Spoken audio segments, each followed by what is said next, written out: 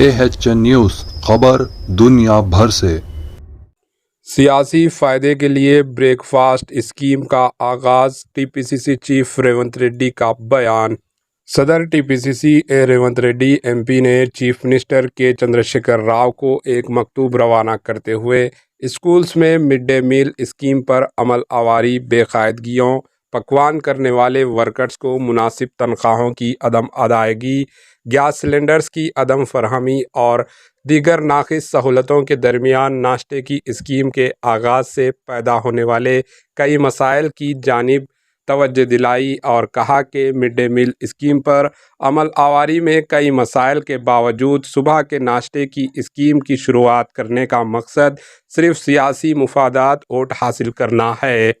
مکتوب میں مزید کہا گیا کہ اشیاء ضروریہ کی قیمتوں میں اضافے کے باوجود حکومت مڈ ڈے میل کے بجٹ میں کوئی اضافہ نہیں کیا۔ مڈ ڈے میل کو مینیو اس لیے تبدیل نہیں کیا گیا، اس سے پکوان کرنے والوں پر کام کا بوجھ بڑھ رہا ہے۔ کئی اسکولوں میں کچن کا انتظام نہ ہونے سے درختوں کے نیچے پکوان کرنا پڑ رہا ہے۔ کئی اسکولوں میں ناقص غذا کی فراہمی سے اسٹوڈنٹس کی صحت متاثر ہو رہی ہے۔ مڈ ڈے میل کی سابقہ عدم ادائیگی سے پکوان کرنے والے ورکرز میں تشویش پائی جاتی ہے، ایسے میں وہ کس طرح بچوں کے لیے ناشتے کا انتظام کریں گے؟